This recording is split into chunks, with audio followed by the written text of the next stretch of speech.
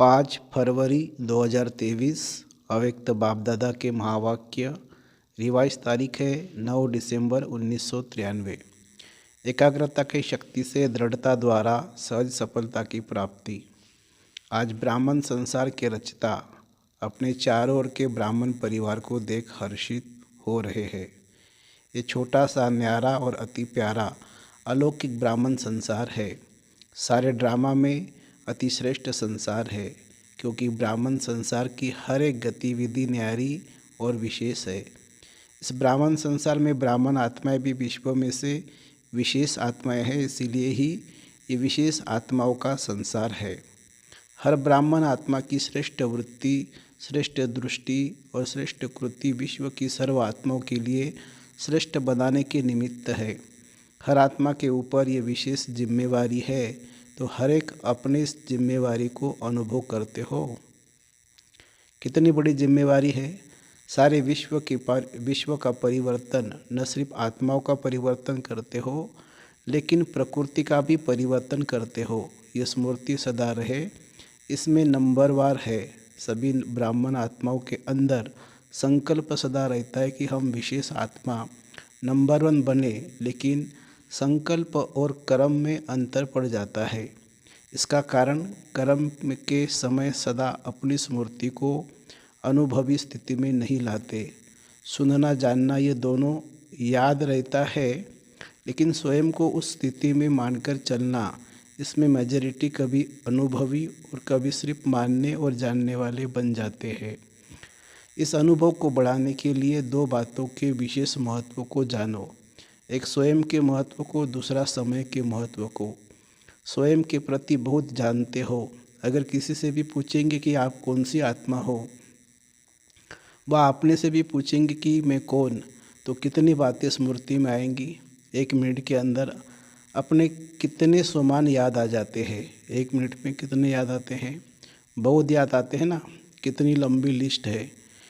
स्वयं के महत्व की तो जानने में तो बहुत होशियार हो, सभी होशियार हो ना, फिर अनुभव करने में अंतर क्यों पड़ जाता है? क्योंकि समय पर उस स्थिति के सीट पर सेट नहीं होते हो। अगर सीट पर सेट है तो कोई भी, चाहे कमज़ोर संस्कार, चाहे कोई आत्माएं, चाहे प्रकृति, चाहे किसी भी प्रकार की माया अपसेट नहीं कर सकती।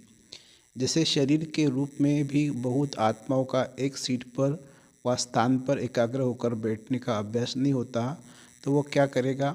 हिलता रहेगा ना। ऐसे मन और बुद्धि को किसी भी अनुभव के सीट पर सेट होना नहीं आता, तो अभी अभी सेट होगा, अभी अभी अपसेट।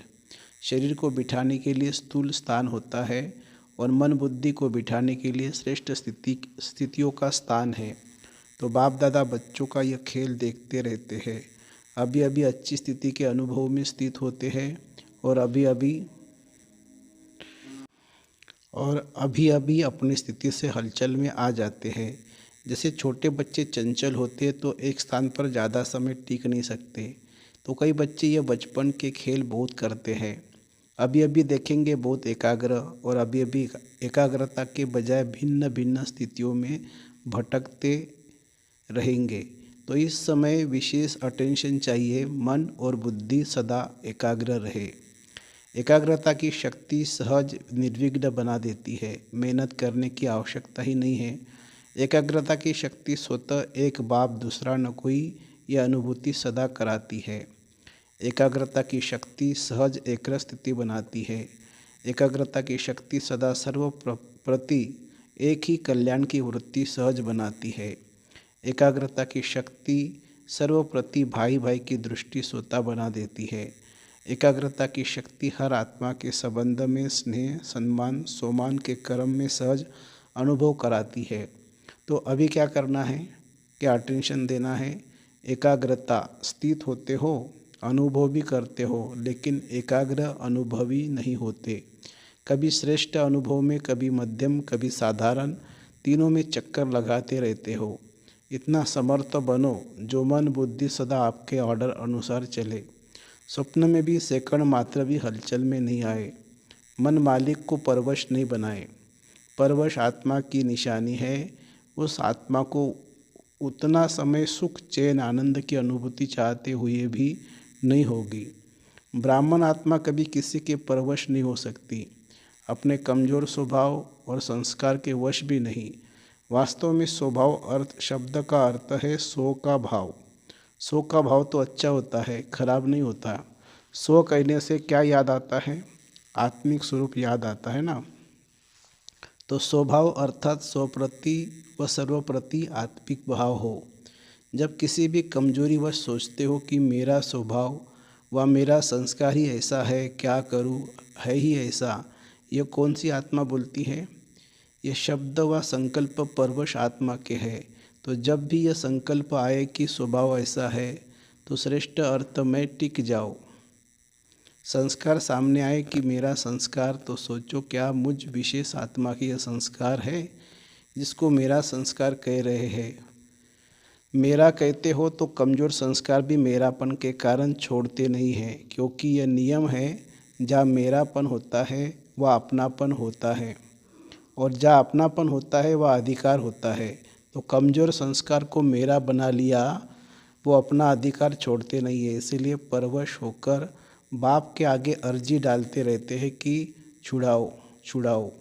संस्कार शब्द कहते याद करो कि अनादि संस्कार और आदि संस्कार ही मेरा संस्कार, ये माया के संस्कार है, मेरे नहीं।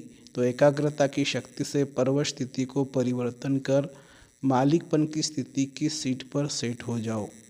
योग में भी बैठते तो सभी रुचि से है, लेकिन जितना समय जिस स्थिति में स्थित होना चाहते हैं उतना समय एकाग्र स्थिति रहे, उसकी आवश्यकता है। तो क्या करना है, किस बात को अंडरलाइन करेंगे? एकाग्रता। एकाग्रता में ही दृढ़ता होती है, और जहाँ दृढ़ता है वह सफलता गले का हार है। अच्छा, चारों ओर के अलौकिक ब्राह्मण संसार की विशेष आत्माओं को सदा श्रेष्ठ स्थिति के अनुभव की सीट पर सेट रहने वाली आत्माओं को, सदा स्वयं के महत्व को अनुभव करने वाले, सदा एकाग्रता की शक्ति से मन बुद्धि को एकाग्र करने वाली, सदा एकाग्रता की शक्ति से दृढ़ता द्वारा सहज सफलता प्राप्त करने वाले सर्वश्रेष्ठ सर्वविशेष सर्वस्नेही आत्माओं को बाप दादा का याद प्यार और नमस्ते। अव्यक्त बाप दादा की पर्सनल मुलाकात उड़ती कला में जाने के लिए डबल लाइट बनो। कोई भी आकर्षण आकर्षित न करे। सभी अपने को वर्तमान समय के प्रमाण तीव्र गति से उड़ने वाले अनुभव करते हो। समय की गति तीव्र है व आत्माओं के पुरुषार्थ की गति तीव्र है। समय आपके पीछे पीछे है या आप समय के प्रमाण चल रहे हो? समय के इंतजार में तो नहीं होना कि अंत में सब ठीक हो जाएगा, संपूर्ण हो जाएंगे, बाप समान हो जाएंगे, ऐसे तो नहीं है ना।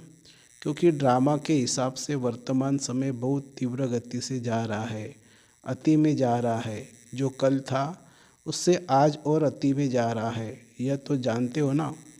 जैसे समय अति में जा रहा है, ऐसे आप श्रेष्ठ आत्माएं भी पुरुषार्थ में अति तीव्र अर्थात फास्ट गति से जा रहे हो, कि कभी ढीले कभी तेज। ऐसे नहीं कि नीचे आकर फिर ऊपर जाओ। नीचे ऊपर होने वाले की गति कभी एक रस फास्ट नहीं हो सकती। तो सदा सर्व बातों में श्रेष्ठ व तीव्र गति से उड़ने वाले हो। वैसे गायन है चढ़ती कला सर्व का भला, लेकिन अभी क्या कहेंगे, उड़ती कला सर्व का भला। अभी चढ़ती कला का समय भी समाप्त हुआ है, अभी उड़ती कला का समय है। तो उड़ती कला के समय को कोई चढ़ती कला से पहुँचना चाहे तो पहुँच सकेगा नहीं। तो सदा उड़ती कला की निशानी है सदा डबल लाइट।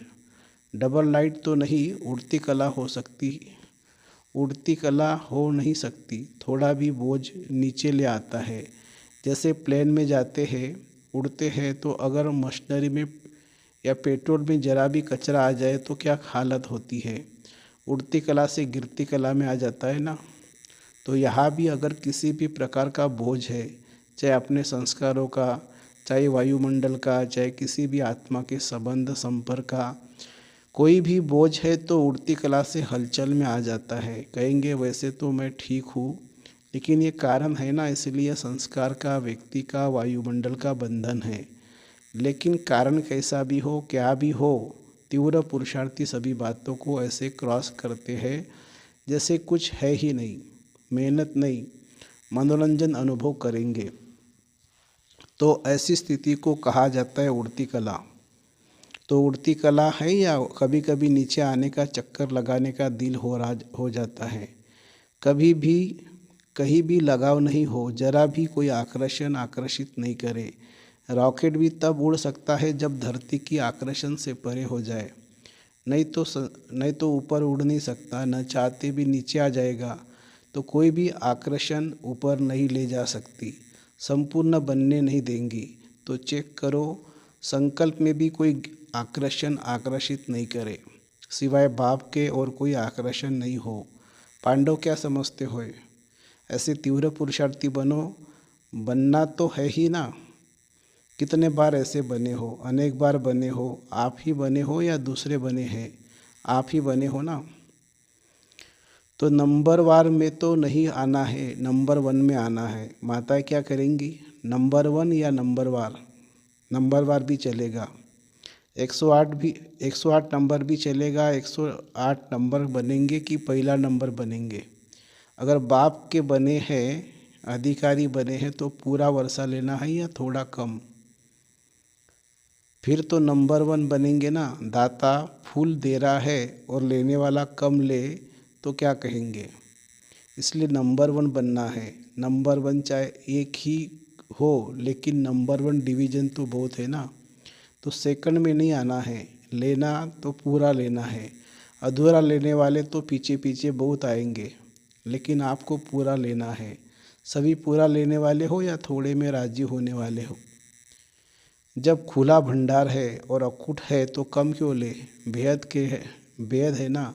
हद को 8,000 इसको मिलना है, 10,000 इसको मिलना है, तो कहेंगे भाग्य में इतना ही है। लेकिन बाप का खुला भंडार है, अकूट है, जितना लेना चाहे ले सकते हैं, फिर भी अकूट है। अकूट खजाने के मालिक हो, बालक सो मालिक हो, तो सभी सदा खुश रहने वाले हो ना। कि थोड़ा थोड़ा कभी दुख की लहर आती है।